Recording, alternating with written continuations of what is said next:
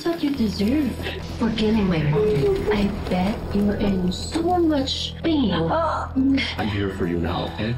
She has second-degree burns on her face. She will be needing skin grafting. Totorturing ko yan si May hanggat dumating sa punto na siya na mismo magmamakaawa sa akin na patayin ko siya. At pag dumating ang punto na na-bore na ako sa pag-torture sa kanya, pew!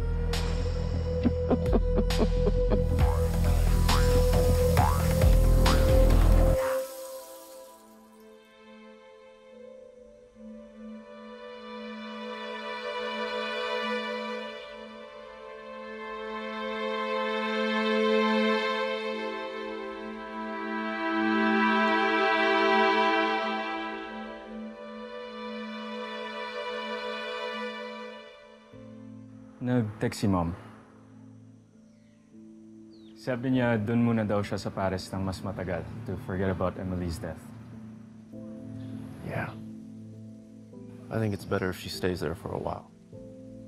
I can't imagine the stress she's gonna have if she finds out about what happened to Igit. That's true. Parang anak na rin kasi ang tingin ni Mom kay Igit eh.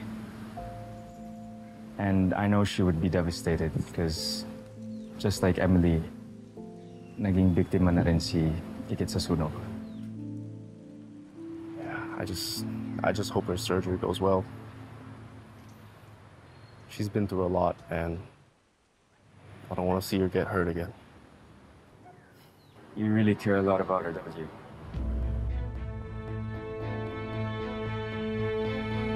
Yeah.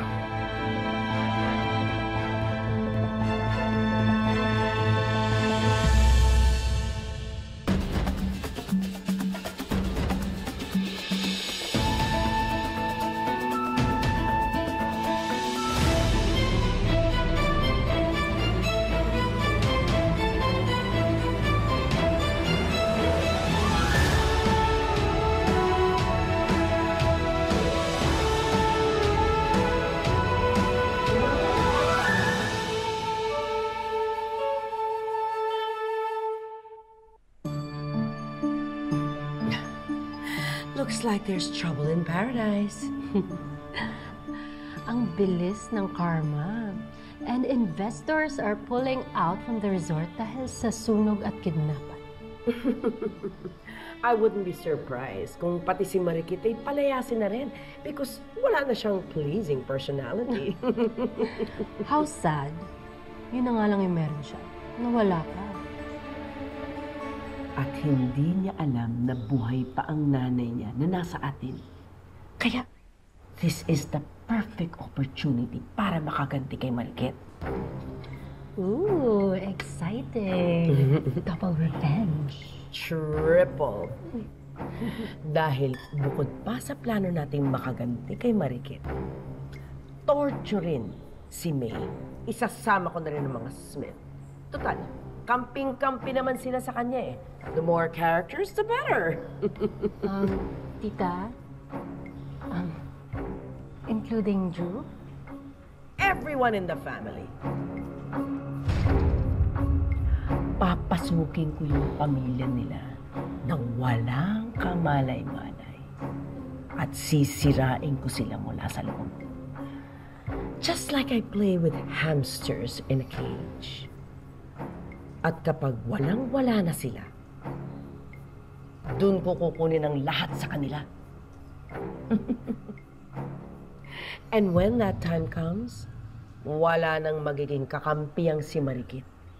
Magiging napakadali for us to eliminate her. Because all she has left is her ugly, burnt face.